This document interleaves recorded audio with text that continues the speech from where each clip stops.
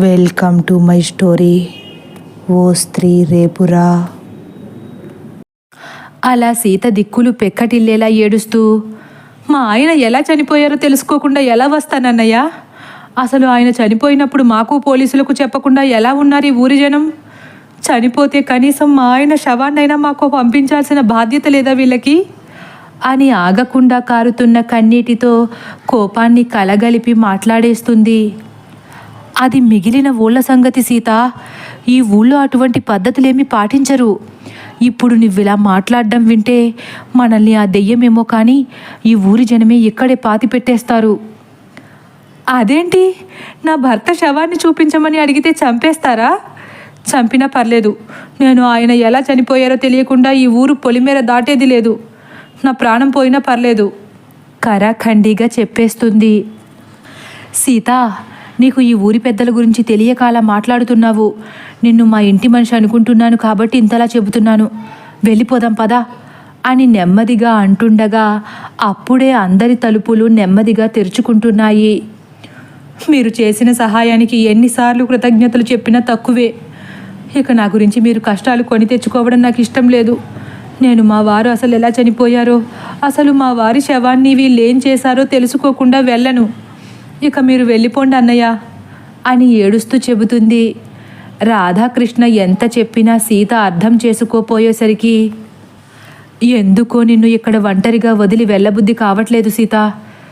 సరే పద, వెళ్ళి అసలు మీ ఆయన ఎలా చనిపోయారో కనుక్కోవచ్చు అంటాడు దిగులుగా.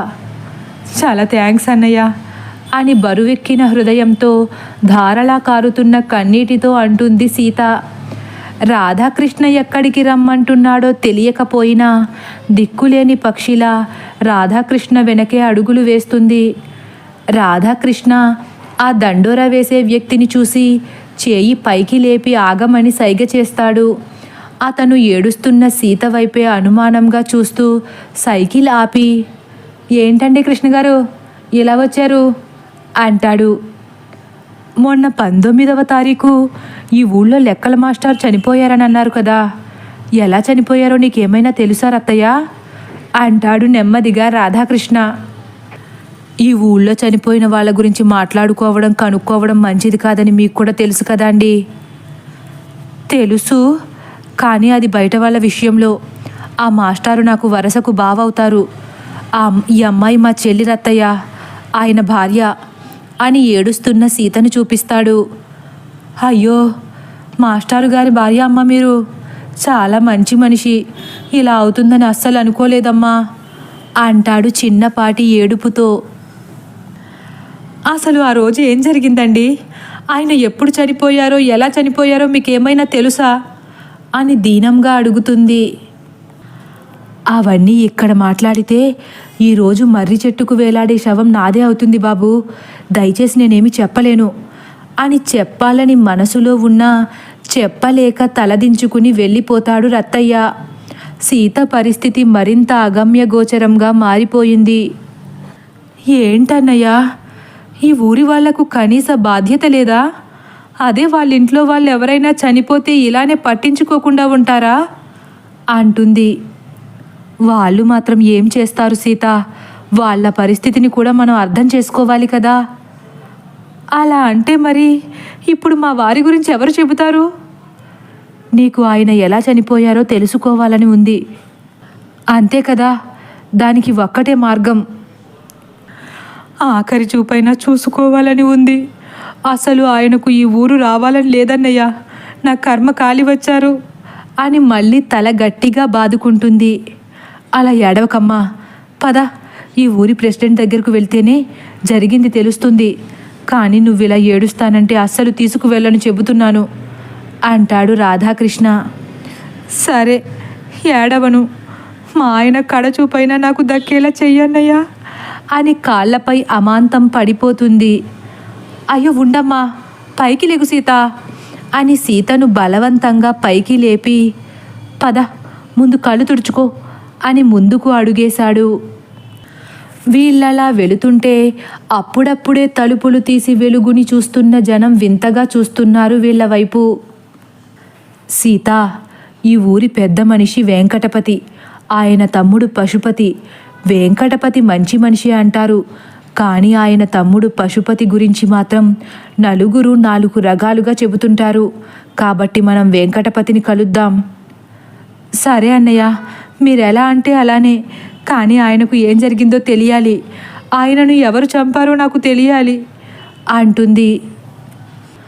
అలా కాస్త దూరం నడిచాక, సీత, అదిగో ఆ తెల్లగేటు వేసున్న బంగ్లానే వెంకటపతి గారిది.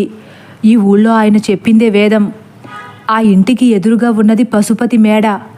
నువ్వు పశుపతి ఇంటి వైపుకు చూడకుండా రా అని నెమ్మదిగా అంటాడు. అలాగే అన్నయ్య అని సీత తలదించేస్తుంది. ఇంతలో వెంకటపతి బంగ్లా గేటు దగ్గరకు వెళ్ళగానే అక్కడ ఉన్న పనోడు వీళ్ళని అనుమానంగా చూస్తూ, ఎవరు మీరు అంటాడు.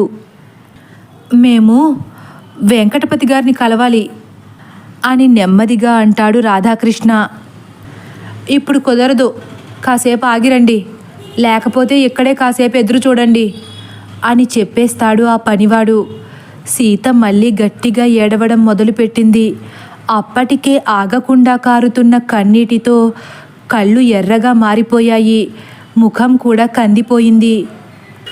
నువ్వలా ఏడవకు అని సీతను మరొక్కసారి ఓదార్చి, అర్జెంటు పని మీద వచ్చాం, ఒక 2 నిమిషాలు మాట్లాడి వెళ్ళిపోతాం అని బ్రతిమాలినట్లు వేడుకుంటాడు రాధాకృష్ణ. ఆ పనోడు 1 నిమిషం ఆలోచించి, ఎందుకు, ఏ పని మీద వచ్చారో చెబితే అయ్యగారి అనుమతి తీసుకొస్తాను. అదే, మొన్న 19వ తారీఖు ఈ ఊళ్ళో లెక్కల మాస్టారు చనిపోయారు కదా, ఆయన ఎలా చనిపోయారో తెలుసుకుందామని వచ్చాం. ఆయన మీకేమవుతారు? నాకు బావ, ఈమెకు భర్త అనగానే అతను సీతను చూసి, సరే ఇక్కడే ఉండండి, వెళ్ళి అయ్యగారికి చెప్పొస్తాను అని దూరంగా ఉన్న బంగ్లా వైపుకు నెమ్మదిగా నడుచుకుంటూ వెళుతున్నాడు. కాసేపటి తర్వాత ఆ పనోడు ఎప్పుడు వస్తాడో అని ఆ గేటుకు పక్కగా నుంచుని చూస్తున్న వీళ్లకు వాడు పరిగెత్తుకు రావడం కనిపిస్తుంది. వచ్చి ఏం చెబుతాడో అని ఇద్దరిలోనూ కాస్త భయం. ఇంతలో వీళ్ళ దగ్గరకు వచ్చి, అయ్యగారు రమ్మంటున్నారు అని గేటు తీస్తాడు. రాసీత, తొందరగా రా అని గేటు లోపలకు అడుగు పెడతాడు రాధాకృష్ణ. ఆ వెనకే సీత కూడా అడుగు పెట్టేసరికి ఒక్కసారిగా గాలి తీవ్రంగా వీస్తుంది. ఆకాశంలో అప్పుడప్పుడే బయటకు వస్తున్న సూర్యుడు కూడా కనుమరుగయ్యాడు. దట్టమైన మబ్బులు క్షణాల్లో ఆకాశాన్ని చుట్టుముట్టాయి. ఆ గాలికి రేగుతున్న దుమ్ము వీళ్లకు అడ్డుపడుతున్నట్లుంది. చుట్టూ ఉన్న చెట్లు కూడా కరాళ నృత్యం చేస్తున్నట్లు భీకరంగా ఊగుతున్నాయి. అవేమీ పట్టించుకోకుండా సీతారాధాకృష్ణలు ముందుకు వెళుతున్నారు. బంగ్లాకు కుడి పక్కన 20 అడుగుల దూరంలో రేకుల షెడ్డులో ఆవుల మంద గాలికి కంగారుగా అటు ఇటు తిరుగుతూ హడావిడి చేసేస్తున్నాయి. ఎడమ పక్కన 20 అడుగుల దూరంలో వేసిన మరొక షెడ్డులో ఒక పెద్ద పాతకాలం కారు హుందాగా కనిపిస్తూ వెంకటపతి వైభవాన్ని కంటికి ప్రస్ఫుటమయ్యేలా చూపిస్తున్నాయి. ఆ పరిసరాలను గమనిస్తూనే రాధాకృష్ణ సీతతో ముందుకు అడుగేస్తున్నాడు. బంగ్లాకు బయట ఉన్న పెద్ద విశాలమైన అరుగుపై ఎత్తుగా రాజశంబుట్టి పడేలా ఏర్పరిచిన గుమ్మానికి ఎదురుగా నల్లగా నిగనిగలాడుతూ మెరిసిపోతున్న సింహాసనం లాంటి చెక్క కుర్చీపై కూర్చుని ఏదో చదువుతూ కనిపించారు వెంకటపతి. వీళ్ళు సంశయంగానే ఆయన ముందుకు వెళ్ళి నుంచుంటారు. రాధాకృష్ణ చేతులు ఆయన్ని చూడగానే అప్రయత్నంగానే ముడుచుకున్నాయి. అది చూసిన సీత కూడా వినయంగా నుంచుంది. ఆయన మాత్రం వీళ్ళ వైపు చూడకుండా చేతిలో ఉన్న రామాయణ గ్రంథాన్ని తిరగేస్తూ. అలా వెనుదిరిగిన రామునికి లక్ష్మణుడు ఎదురయ్యాడు.